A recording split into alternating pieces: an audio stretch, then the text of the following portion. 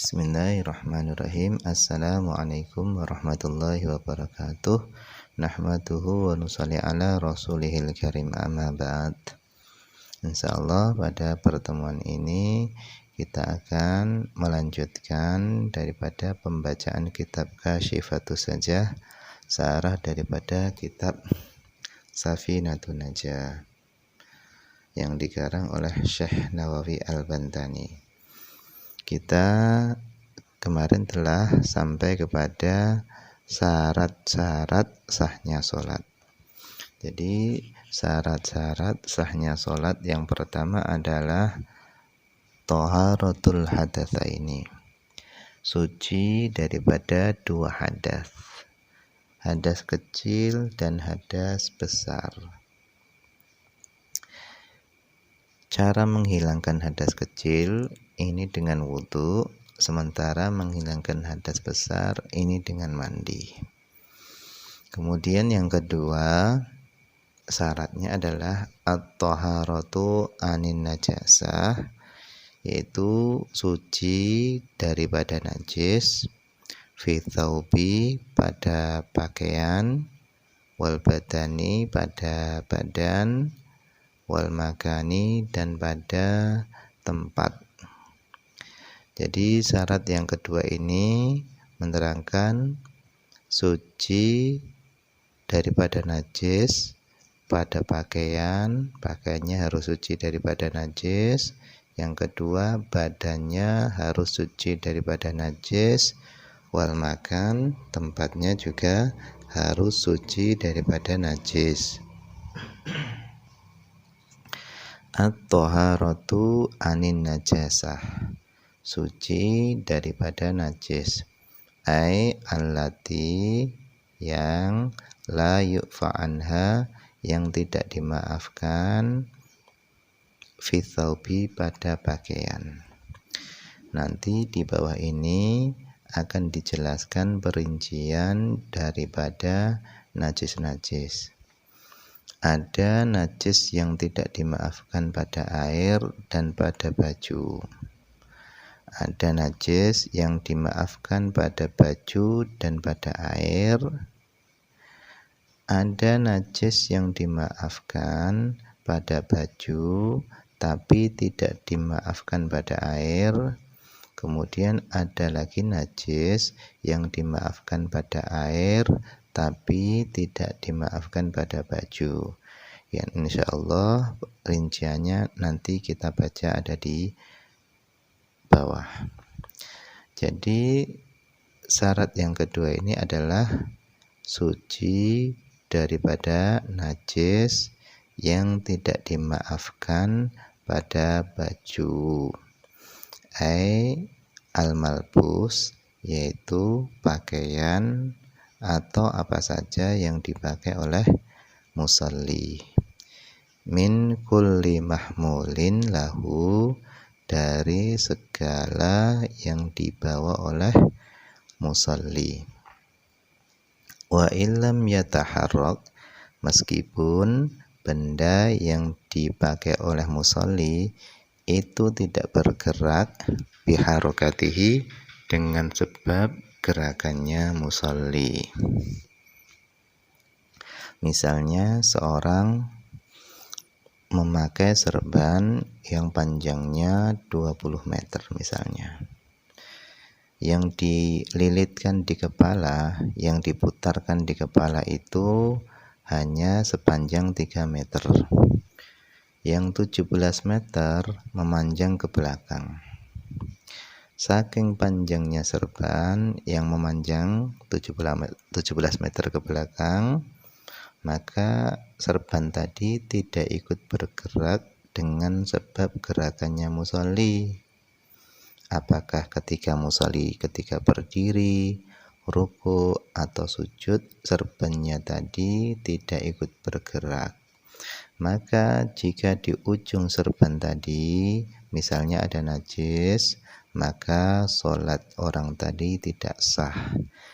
Kenapa? Karena serban tadi termasuk benda yang dibawa oleh musalli wa illam yataharrak biharakatihi, meskipun benda tadi tidak bergerak dengan sebab gerakannya musalli. Meskipun benda tadi tidak bergerak dengan sebab gerakannya musalli. Jadi contoh yang real yang lainnya adalah ketika seorang imam menggunakan mikrofon ketika menjadi imam. Biasanya di masjid-masjid sekarang ini sudah menggunakan mikrofon, sedangkan kabelnya itu panjang. Saking panjangnya kabelnya, ketika imam tadi bergerak, kabelnya tidak ikut bergerak. Maka jika kabelnya yang panjang itu ada najisnya, maka sholat imam tadi tidak sah, meskipun benda tadi, kabelnya tadi tidak ikut bergerak dengan sebab gerakan imam.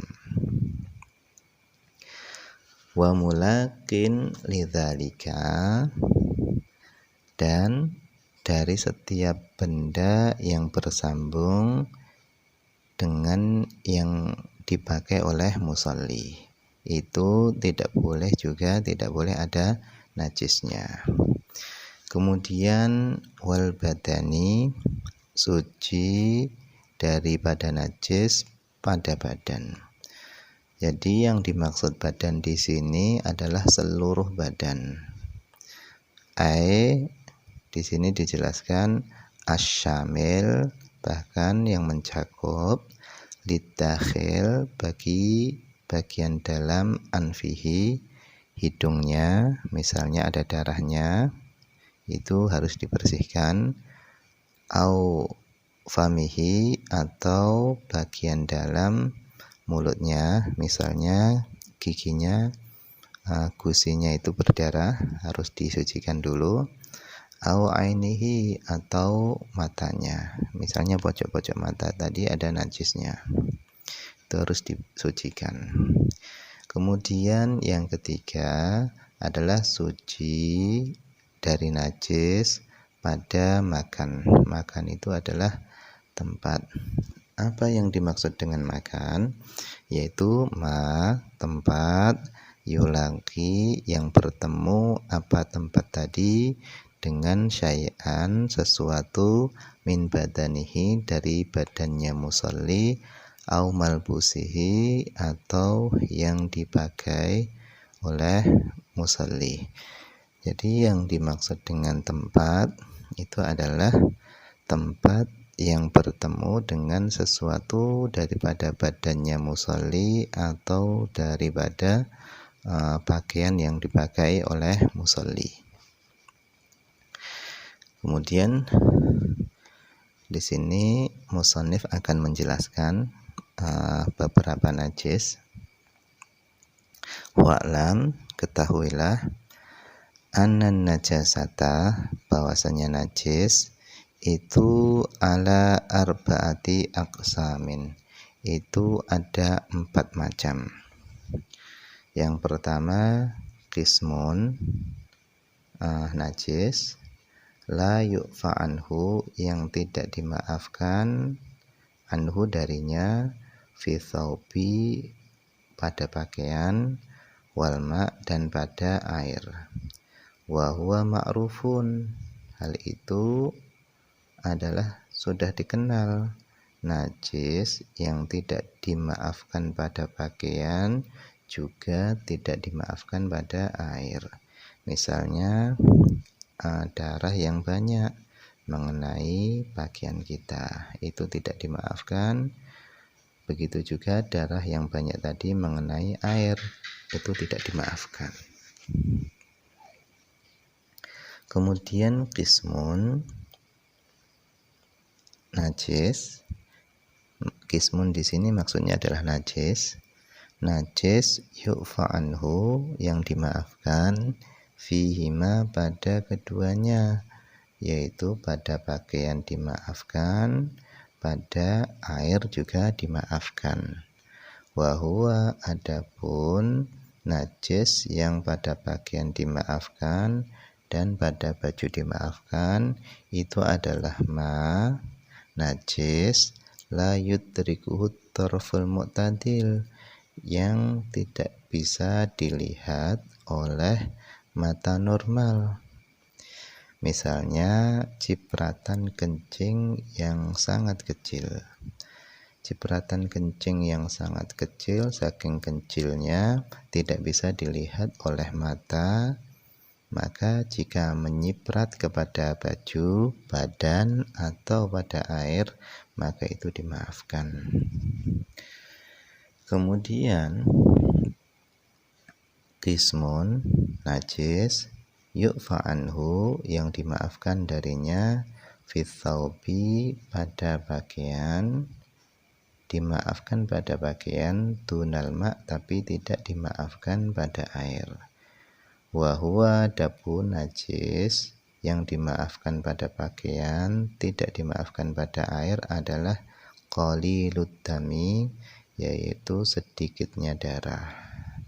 Kenapa? Lisuhulati saunil ma'anhu, karena mudahnya menjaga air dari sedikit darah tadi.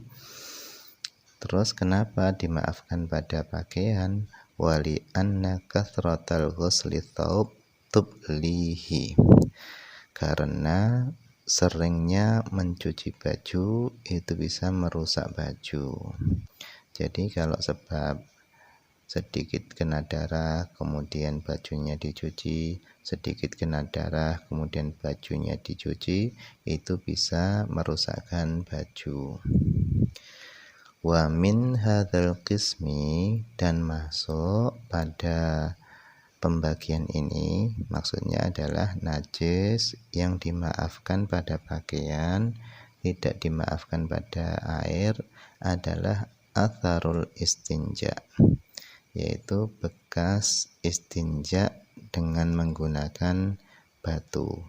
Istinja dengan menggunakan batu itu tidak menghilangkan ain najisnya, tapi hanya menipiskan ain najisnya. Maka itu fa'anhu, dimaafkan, fil badani, pada badan, wa thawbi, dan pada pakaian. Hatta, bahkan, lausala anhu araqun, seandainya mengalir dari bekas istinja tadi, apa araqun, itu keringat, wa asaba thawba, kemudian keringat tadi mengenai pakaian, minal mahallil muhadhil farji, dari tempat yang sejajar dengan farji, ufiya anhu, maka itu dimaafkan. Dunal ma', tidak dimaafkan pada air.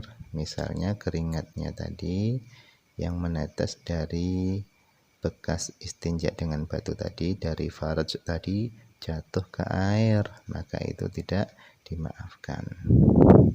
Kemudian qismun, satu macam najis, yu'fa anhu, yang dimaafkan, filma, pada air, tunathaub, tidak dimaafkan pada baju, wa huwal maitatu, yaitu adalah maitatu, bangkai. Jadi bagian ini adalah dimaafkan pada air, tidak dimaafkan pada baju. Apa itu? Yaitu bangkai. Bangkai alati, yang la damalaha sailun, yang tidak memiliki darah yang mengalir. Jadi bangkai tadi tidak memiliki darah yang mengalir. Contohnya kalqamli, seperti kutu. Lau hamalaha, seandainya seorang yang sholat membawa bangkai kutu tadi, fis sholati, di dalam sholatnya, batolat, maka batalah sholatnya. Wa min hadzal qismi, dan dari bagian ini, yaitu maksudnya adalah najis yang dimaafkan pada air tapi tidak dimaafkan pada baju adalah manfadut toiri, yaitu duburnya burung. Fa innahu, sesungguhnya, idza kana alaihi, jika ada pada duburnya burung, najasatu najis, wa waqa'a, dan burung tadi jatuh filma di air, lam yunajjishu, maka duburnya burung yang ada najisnya tadi tidak menajiskan air. Aksu manfadil adami, berbeda dengan duburnya manusia. Walau hamalahu, seandainya seorang membawa duburnya yang najis tadi, fis sholati, di dalam sholat, lam tasihha, maka sholatnya tidak sah. Kemudian khotimatun, wallahu a'lam. Mungkin ini saja yang bisa dibaca pada pertemuan ini. Semoga ada manfaatnya. Akhir kalam, assalamualaikum warahmatullahi